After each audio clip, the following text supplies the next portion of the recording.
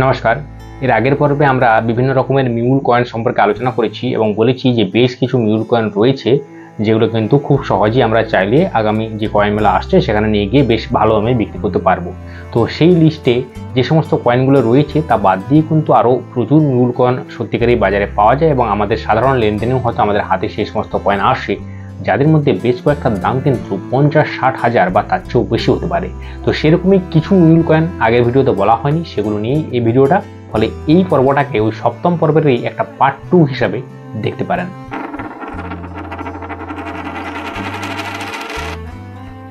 আগের পর্বে যে সমস্ত মিউল কয়েন নিয়ে কথা বলেছিলাম তাদের মধ্যে বলেছিলাম যে 2006 সালে বেরোনো এরকম মহাত্মা বাসবেশ্বরকে স্মরণ করে যে সমস্ত কয়েনগুলো বেরিয়েছিল এর মধ্যে এম মিন্ট মার্ক যুক্ত যে সমস্ত কয়েনগুলো রয়েছে সেগুলো কিন্তু মিউল এবং তাদের দাম কিন্তু 4000 বা তার চেয়ে বেশি হয়। তো সেই রকমই আরও একটা মিউল আছে যেগুলো কিন্তু এই ধরনের এম মিন্ট মার্ক যুক্তই হয়। যেমন ধরুন এর মধ্যে খাদি অ্যান্ড ভিলেজ ইন্ডাস্ট্রি উপলক্ষে বেরোনো যে সমস্ত কয়েনগুলো এর মধ্যেও এরকম এম মিন্ট মার্ক আমরা পাই। এছাড়াও বাল গঙ্গাধর তিলককে স্মরণ করে যে সমস্ত কয়েনগুলো বার করা হয়েছে এদের মধ্যে এফএসএস অর্থাৎ ফেরিটিক স্টেনলেস স্টিল এবং যে কপার নিকেল এই দুটো ভ্যারাইটিতেও কিন্তু এই ধরনের এম মিন্ট মার্ক যুক্ত কয়েন আমরা পেয়ে থাকি, অর্থাৎ সেগুলোও কিন্তু মিউল এবং এগুলোরও কিন্তু বাজারে ডিমান্ড এবং সাপ্লাইয়ের উপর ভিত্তি করে দাম যথেষ্টই বেশি হয় এবং মোটামুটি একটা ওই 3-5 বা 7,000-এর মধ্যে ঘোরাফেরা করে। এই প্রসঙ্গে আরেকটা কয়েনের কথা না বললে নয়, সেটা হলো ওই 2006 সালেই বেরোনো জগৎগুরু শ্রী নারায়ণ গুরুদেবকে স্মরণ করে যে সমস্ত কয়েনগুলো বেরিয়েছিল এর কিন্তু বেশ কিছু আলাদা আলাদা মিউল ভ্যারাইটি রয়েছে। এর যে দুটো আলাদা আলাদা স্টেনলেস স্টিলের যে মিউল ভ্যারাইটি পাওয়া যায়, যেগুলো হলো একটা হচ্ছে শুধুমাত্র অভ্যাস মিউল এবং একটা হচ্ছে অভ্যাস এবং রিভার্স দুটো সাইডে মিউল, এই ধরনের কয়েনগুলো নিয়ে কিন্তু একটা ডিটেল ভিডিও আমরা কিছুদিন আগে বানিয়েছি। সেই ভিডিওটার লিঙ্ক এখানে দিয়ে দিচ্ছি, অবশ্যই কিন্তু একবার দেখে নেবেন।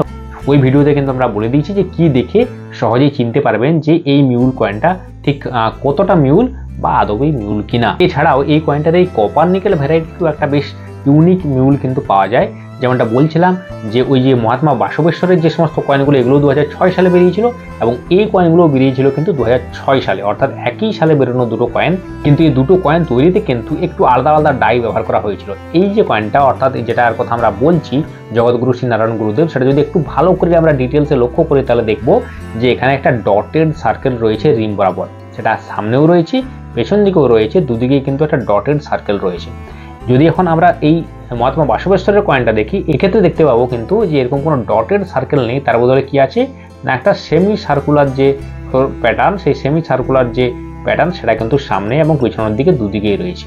অর্থাৎ আমরা দুটো কয়েন দেখেই বুঝতে পারছি যে দুটো কয়েনের কিন্তু ডিজাইনের ডিফারেন্স আছে এবং অবভার্স ডিজাইনের কিন্তু একটা স্পষ্ট ডিফারেন্স আমরা পাচ্ছি। এখন কি হয়েছে, যেহেতু দুটো কয়েন একই সঙ্গে একই টাইমে তৈরি হচ্ছিল বলে এমন বেশ কিছু এই ধরনের কয়েনও পাওয়া যায়, অর্থাৎ জগৎগুরু শ্রী নারায়ণ গুরুদেবের কয়েন পাওয়া যায় যেগুলোতে ভুল করে এই কয়েনটার অভ্যাস এই কয়েনে ব্যবহার করা হয়ে গেছিল। ফলে এমন আমরা পাবো জগৎগুরু শ্রী নারায়ণ গুরুদেব কয়েন যেগুলোর কি না অভ্যাস সাইডে আমরা দেখতে পাবো যে ডটেড সার্কেলের পরিবর্তে এরকম এই যে সেমি সার্কুলার যে প্যাটার্ন সেটা রয়েছে, কিন্তু উল্টো দিকে কিন্তু যেমন নর্মাল ডটেড সার্কেল আছে সেরকমই রয়েছে। এই ধরনের কয়েনগুলো কিন্তু এই মুহূর্তে যথেষ্ট রেয়ার। এই কিছুদিন আগে পর্যন্ত এগুলো কিন্তু 1800-2000 দাম ছিল, কিন্তু বর্তমানে এদের দাম 1 লাফে অনেক বেড়ে গিয়েছে এবং কোনো কোনো অকশনে তো এই সমস্ত কয়েন 18 থেকে 20,000 টাকা পর্যন্ত বিক্রি হচ্ছে। ফলে বুঝতে পারছেন এই ধরনের কয়েন কিন্তু খুব সহজেই সাধারণ লেনদেনের মাধ্যমে হাতে পাওয়া সম্ভব। শুধুমাত্র আপনাকে খেয়াল রাখতে হবে যে কি দেখে আমরা চিনতে পারবো যে সেটা সাধারণ কয়েন 5 টাকার নাকি একটা মিউল কয়েন। এক্ষেত্রে বলে রাখি যে এরকম যে 5 টাকার কপার নিকেলের যে সমস্ত কয়েনগুলো বেরিয়েছিল মোটামুটি আমরা জানি যে 1992 সাল থেকে 2004 সাল পর্যন্ত বেরিয়েছিল ডেফিনেটিভ ইস্যুতে এবং মোটামুটি 1994 সাল থেকে আমরা আলটিমেটলি 2006 সাল পর্যন্ত আমরা বিভিন্ন রকমের এরকম কি না শুধুমাত্র স্মারক কয়েন হিসাবে আমরা পাই। তো এরকম স্মারক কয়েনের মধ্যেও কিন্তু অন্যান্য যে সমস্ত স্মারক কয়েনগুলো বেরিয়েছিল যেমন লাল বাহাদুর শাস্ত্রীকে স্মরণ করে 2004 সালে যেগুলো বেরিয়েছিল, এই যে দাদাভাই নরোজির স্মরণে যে সমস্ত কয়েনগুলো বেরিয়েছিল এইগুলোর মধ্যেও কিন্তু মিউল ভ্যারাইটি রয়েছে। অর্থাৎ এগুলোর মধ্যেও কিন্তু হয়েছে যে ভুল করে অন্য একটা কয়েনের অভ্যাস এই কয়েনের অভ্যাস হিসেবে ব্যবহার করা হয়ে গিয়েছে। এরকম প্রতিটা কয়েন নিয়ে আলাদা আলাদা করে বিস্তারিত বলতে গেলে অনেক সময় লেগে যাবে। এগুলো নিয়ে কিন্তু সেপারেট বেশ কিছু ভিডিও আমাদের চ্যানেলে অলরেডি রয়েছে এবং পরবর্তীকালে কিন্তু আবার অলরেডি এগুলো নিয়ে ডিটেল ভিডিও আসবে, তাই অবশ্যই চ্যানেলটা সাবস্ক্রাইব করে রাখতে ভুলবেন না। তো যেমনটা বলছিলাম যে এই ভিডিওতে আমরা এমন কিছু বিশেষ কয়েন দেখবো যার দাম কিন্তু সত্যি প্রায় লাখ পর্যন্ত হতে পারে। তো সেরকমই একটা কয়েন হচ্ছে এই যে একদম সাধারণ দেখতে ILO, এই কয়েনটা নিয়ে কিন্তু আমরা অনেকবার কথা বলেছি। এই নর্মাল একদম সাধারণ দেখতে ILO বা ইন্টারন্যাশনাল লেবার অর্গানাইজেশনকে স্মরণ করে এই যে 1994 সালে বেরোনো যে 5 টাকার স্মারক কয়েন, এই 5 টাকার স্মারক কয়েনগুলোর মধ্যে আমরা বলেছি নয়ডা এবং হায়দ্রাবাদ মিন্টের কয়েনগুলো নর্মালি রেয়ার হয়, অর্থাৎ সেগুলোর দাম যে মোটামুটি 500, 700 থেকে 800, 900 পর্যন্ত হতে পারে, সেগুলো নিয়ে কিন্তু আমরা আগের এপিসোডেই আলোচনা করেছি। এর মধ্যে এখানে আরেকটা জিনিস বলে রাখি যে এই সমস্ত কয়েনের কিন্তু যে এজ হয়, অর্থাৎ আমি ভালো করে একবার দেখিয়ে দিচ্ছি, এই যে কয়েনের এই যে ধার বরাবর যে সমস্ত নকশাটা থাকে এটাকে আমরা এজ বলি, এবং এই এজটা 2 ধরনের বা 3 ধরনের হতে পারে। এক ধরনের কয়েনে কি হয় না, এই যেমনটা দেখতে পাচ্ছেন দেখাচ্ছি, এই ধরনের একটা প্যাটার্ন থাকে, এটাকে বলা হয় সিকিউরিটি এজ। আর অনেক সময় আমরা অনেক কয়েনে পাই কি না, শুধু লম্বা লম্বা লম্বা লম্বা কতগুলো দাড়ি টানা আছে এরকম মনে হয়, এগুলোকে আমরা বলি রিডেড এজ। এছাড়াও কোনো কয়েনে এই রিডেড এবং সিকিউরিটি এজের যে মিক্স একটা ভার্সন, মানে অর্ধেকটা রিডেড এজ অর্ধেকটা সিকিউরিটি এজ, এগুলো আমরা পেয়ে থাকি। এগুলো একটা সাধারণত এগুলো অ্যারোড হিসেবেই গণ্য হয়। এবং এছাড়াও বেশ কিছু কয়েন পাই আমরা যাদের কোনো এজই থাকে না, অর্থাৎ সেগুলো একদম প্লেন এজ হিসাবে গণ্য হয়।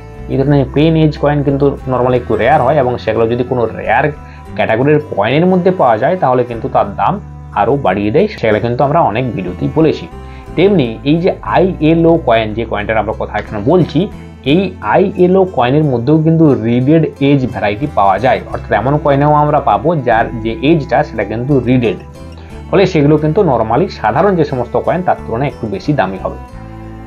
কিন্তু আজকে এই মুহূর্তে যে সবচেয়ে দামিটার কথা বলছি সেটা কিন্তু আরেকটু অন্যরকম। এই কয়েনটার কথা বলতে গেলে আরেকটা অন্য কয়েনের কথা কিন্তু আমাদের বলতেই হবে, যেটা কিন্তু 1995 সালে বেরিয়েছিল, যেটা হচ্ছে 50 ইয়ার্স অফ ইউনাইটেড নেশনসকে সেলিব্রেট করে বেরিয়েছিল এই ধরনের কয়েনগুলো। এখন ব্যাপার হচ্ছে এই যে কয়েনগুলো 50 ইয়ার্স অফ ইউনাইটেড নেশনসকে সেলিব্রেট করে যে কয়েনগুলো বেরিয়েছিল, এইগুলোর অবভার্স ডাই হিসাবে কিন্তু দুটো আলাদা আলাদা ডাই ব্যবহার করা হয়েছিল। নর্মালি সবচেয়ে বেশি অ্যাভেলেবেল যেটা আমরা জানি সেটা হচ্ছে ম্যাক্সিমাম 5 টাকার এই সমস্ত কয়েনের অবভার্স ডাই যেটা হয়, সেটা হচ্ছে যে লায়নটা, সেই লায়নটা একটু পাতলা এবং লম্বা, এগুলোকে আমরা নর্মালি স্মল লায়ন বা একদম কমন লায়ন বলে থাকি। তো এ বাদ দিয়েও কিন্তু এর একটা ফ্যাট লায়ন ভ্যারাইটি ছিল, যেমনটা আমি ছবিতে দেখিয়ে দিচ্ছি, যে অবভার্স সাইডের যে লায়নটা সেটা একটু মোটা এবং একটু চ্যাপ্টা টাইপের ছিল। এই ফ্যাট লায়ন যে ভ্যারাইটিটা সেটাই এই যে 50 ইয়ার্স অফ ইউনাইটেড নেশনসের যে কয়েনে সেটাতে মোটামুটি বেশ কিছু বেরিয়েছিল, এবং সেগুলো খুব একটা রেয়ার নয়, তুলনামূলক অবশ্যই রেয়ার, কিন্তু প্রচণ্ড পরিমাণে রেয়ার নয়, কারণ সেগুলো কিন্তু এর থেকে মিন্টিং হয়েছিল এবং এর জন্য তৈরি করা ডাই ছিল। এখন কি হয়েছিল, ওই যে ফ্যাট লায়ন যে ভ্যারাইটির যে অভ্যাস ডাইটা, সেই ডাইটা ভুল করে এই ILO কয়েনের অভ্যাস হিসাবে বেশ কিছু কয়েনে কিন্তু ব্যবহার করা হয়ে গিয়েছিল। নর্মালি আমরা জানি যে ILO কয়েনেরও কিন্তু কি ওরকম একটা যে স্মল লায়ন বা থিন লায়ন বলা হয়, সেই থিন লায়ন যে অভ্যাস সেটা কিন্তু আমরা দেখতে পাই, এবং এটার জন্য কিন্তু একমাত্র এই ডাইটাই তৈরি করা হয়েছিল, ফলে এর কোনো ফ্যাট লায়ন ভ্যারাইটি নর্মালি হয় না। কিন্তু এমন কিছু বাজারে এই মুহূর্তে পাওয়া যায় কয়েন ILOর যাতে এই ফ্যাট লায়ন অভ্যাস রয়েছে, ফলে সেগুলো কিন্তু খুবই কম পরিমাণে দেখতে পাওয়া যায়, এবং সেগুলো কিন্তু অত্যন্ত এক্সট্রিমলি রেয়ার মিউল কয়েন ক্যাটাগরির মধ্যে পড়ে, কারণ সেগুলো যদি ইউজড কন্ডিশনও আমাদের কাছে থাকে তার জন্য কিন্তু আমরা 20 থেকে 25,000 টাকা পর্যন্ত পেতে পারি, এবং ইউএনসি কন্ডিশনে এদের দাম কিন্তু 60, 70, 80 থেকে আরও উপরে যেতে পারে। তার কারণ তার ডিমান্ড প্রচণ্ড বেশি, একদম প্রায় পাওয়াই যায় না, হাতে কোনো কয়েকজন কালেক্টরের কাছে এখনো পর্যন্ত দেখা গিয়েছে এই ধরনের কয়েন। ফলে আপনার কাছে যে সমস্ত ILO মার্কা কয়েনগুলো আছে সেগুলো বার করে ভালো করে খুঁটিয়ে দেখুন যে তাদের যে লায়নটা সেটা থিন লায়ন নাকি ফ্যাট লায়ন। আমি আরও ভালো করে ছবিটা দিয়ে দিচ্ছি, ভালো করে কিন্তু পজ করে দরকার হলে স্ক্রিনশট নিয়ে মিলিয়ে দেখুন যে আপনার কাছে যেটা রয়েছে সেটা ফ্যাট লায়ন নাকি থিন লায়ন। যদি ফ্যাট লায়ন থাকে কোনো কারণে কোনোভাবে যদি পেয়ে থাকেন তাহলে কিন্তু অবশ্যই সরাসরি আমাদেরকে ইমেলের মাধ্যমে যোগাযোগ করতে ভুলবেন না।